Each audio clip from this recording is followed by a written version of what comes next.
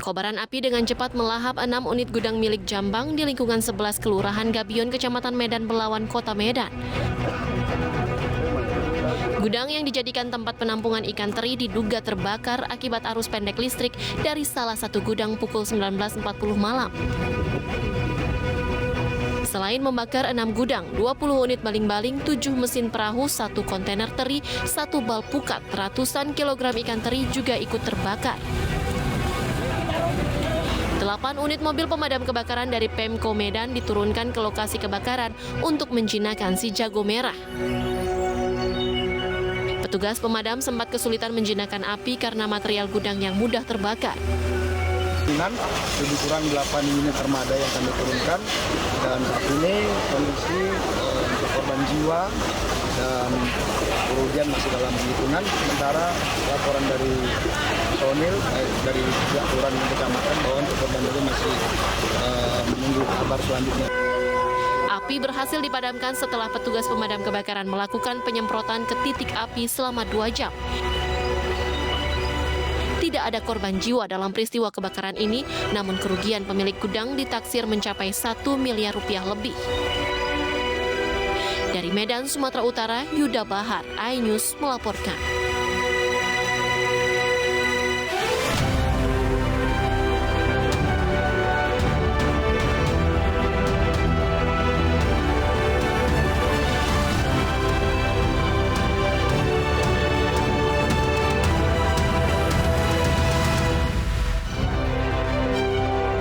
Barada Richard Eliezer Pudihang Lumiu hadapi sidang kode etik hari ini.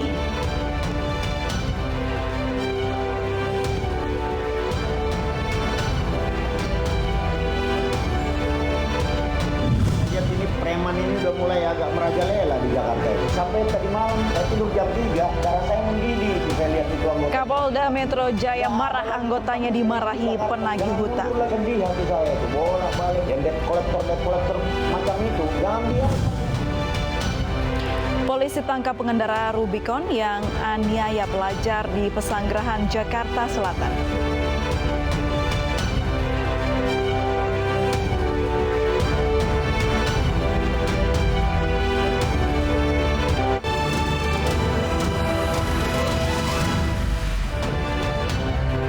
Halo, selamat sore pemirsa. Demikian tadi berita pilihan iNews Sore bersama saya Aprilia Putri.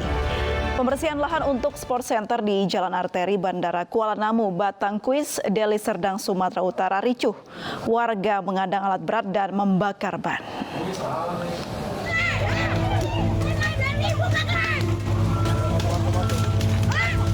Suasana memanas terjadi saat warga penggarap lahan eks perkebunan Nusantara II menghadang petugas di Jalan Arteri Bandara Kuala Namu, Batangkuis, Deli Serdang, Sumatera Utara.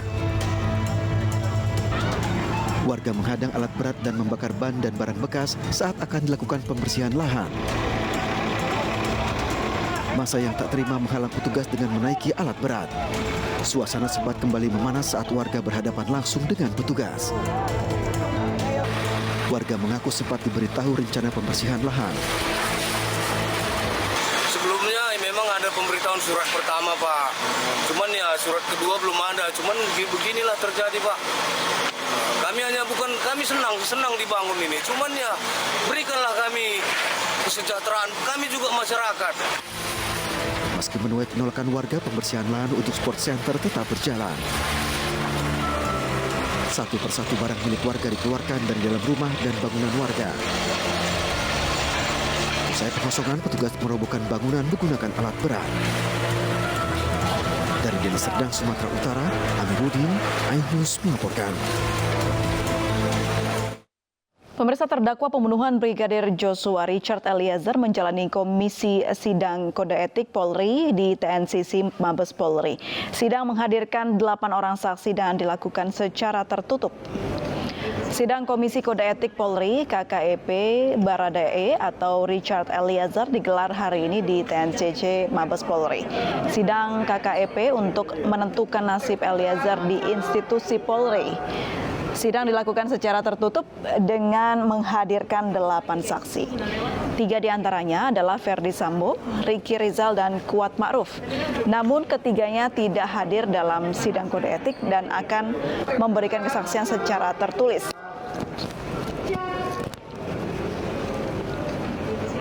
Saksi-saksi yang dipanggil ya atau diikut dalam sidang KKEP, sidang kode etik atas nama terduga Baradae ada 8. 8 ini yaitu 1 saudara FS, kemudian saudara RR, kemudian saudara KM. Nah, yang 3 orang pertama yang saya sebutkan ini tidak hadir dalam sidang kode etik atas nama Baradae, namun keterangan yang mereka berikan nanti akan dibacakan dalam sidang kode etik. Kemudian 5-nya, yang pertama atas nama Kombes MBP. Kombes MBP ini juga kondisinya sekarang sakit jadi tidak bisa hadir. Kemudian AKP DC ini hadir. Kemudian Ibtu JA juga kondisi sakit. Kemudian Ibda AM dan Ibda S. Jadi untuk Ibda AM dan Ibda S hadir. Jadi dari keseluruhan 8 saksi yang dipanggil dalam sidang kode etik ini, yang hadir langsung dan memberikan keterangan kepada majelis sidang kode etik ada 3. Pemirsa, hingga kini Richard Eliezer masih menjalani sidang kode etik dan selengkapnya kita menuju ke TNCC Mabes Polri bersama Jen Cahyani. Selamat sore Jen Cahyani, seperti apa informasi terkini? Apakah Richard Eliezer sudah keluar dari ruangan sidang? Baik April dan juga pemirsa, dan saat ini kami sudah berada di gedung TNCC Mabes Polri. Ini sidang pemeriksaan kode etik Barada Richard Eliezer pasca dirinya dijatuhi vonis 1 tahun 6 bulan penjara karena terbukti bersalah dalam kasus pembunuhan berencana Brigadir Nofriansyah Yosua Huta Barat. Dan seperti hari Selasa kemarin, Kapolri juga sudah menyampaikan di Propam ini sudah membuat atau membentuk komisi kode etik yang pada hari ini dilaksanakannya sidang kode etik atas Barada Richard Eliezer. Apakah dirinya nantinya akan kembali bertugas sebagai anggota kepolisian atau nantinya akan diberhentikan. Dan sidang kode etik ini dilaksanakan di gedung TNCC Mabes Polri sejak siang tadi, dan sidang dilakukan secara tertutup dengan menghadirkan 8 orang saksi termasuk juga 3 terdakwa dalam kasus pembunuhan berencana Brigadir Nofriansyah Yosua Huta Barat. Ada Ferdi Sambo, ada Kuat Ma'ruf dan juga Ricky Rizal. Namun ketiganya ini tidak dapat hadir langsung untuk memberikan keterangan. Namun keterangan dari ketiga saksi ini akan sudah dibacakan juga dalam persidangan kode etik kali ini, yang juga nantinya akan menentukan apakah Barada Richard Eliezer ini dapat kembali bertugas atau diberhentikan. Dan pemirsa, saat ini sidang masih berlangsung. Kami masih menunggu hasil dari sidang kode etik yang dijalani oleh Barada Richard Eliezer di gedung TNCC Mabes Polri ini, dan diharapkan pada sore ini hasil sudah ada dan bisa dibacakan, sehingga nantinya kami semua bisa mengetahui apakah Richard Eliezer ini dapat kembali bertugas sebagai anggota kepolisian, sebagai anggota BRIMOB atau diberhentikan. April. Jen, siapa saja tokoh atau mungkin pejabat kepolisian yang terlihat hadir di sana? Masih cicat, Jen. Baik, April, ini yang hadir pada sidang kode etik hari ini ada juga Kompolnas Beni Mamoto dan juga Pungki Indarti. Sementara untuk 5 saksi lainnya, yakni ex-Kabak Renmin Propam Polri Kombes Murbani Budi Pitono, ada ex-Paur Subak Sumda Bak Renmin Divisi Propam Polri AKP Diah Chandrawati, ada ex-Pamin DNA Ropaminal Propam Polri Ibtu Januar Arifin, serta Ibda AM dan Ibda S. Dan dari kelima saksi ini, 2 saksi diantaranya Kombes Budi Pitono dan juga Ibtu Januar Arifin berhalangan hadir lantaran sakit. April.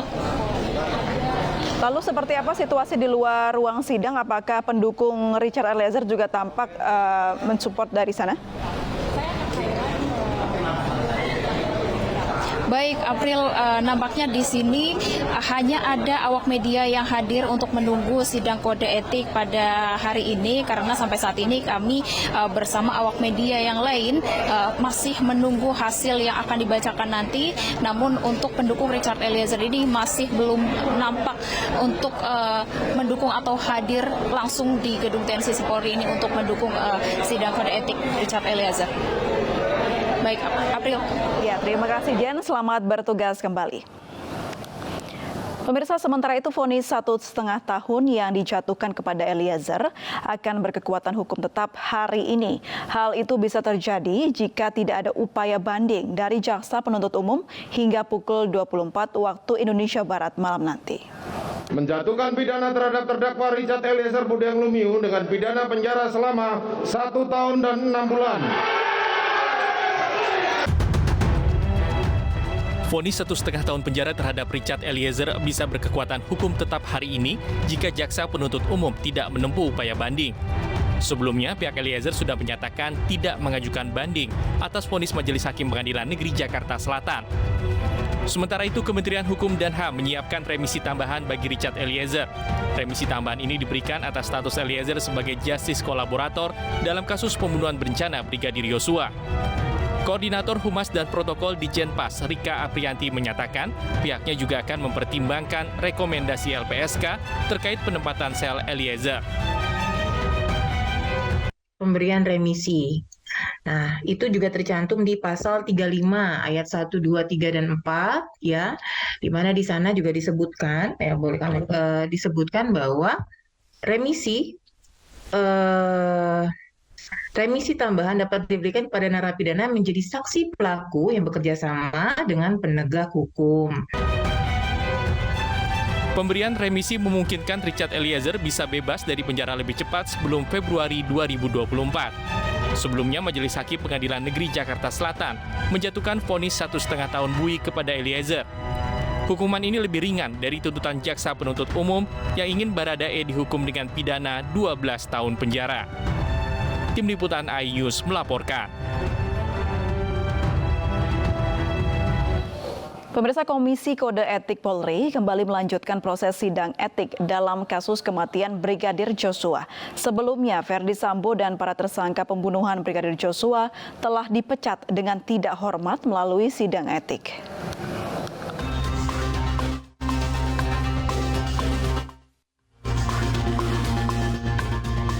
Berawal dari peristiwa penembakan Brigadir Yosua Huta Barat di rumah dinas Ferdi Sambo, seluruh tersangka pembunuhan Brigadir Yosua, termasuk Ferdi Sambo, telah dipecat dengan tidak hormat melalui sidang etik.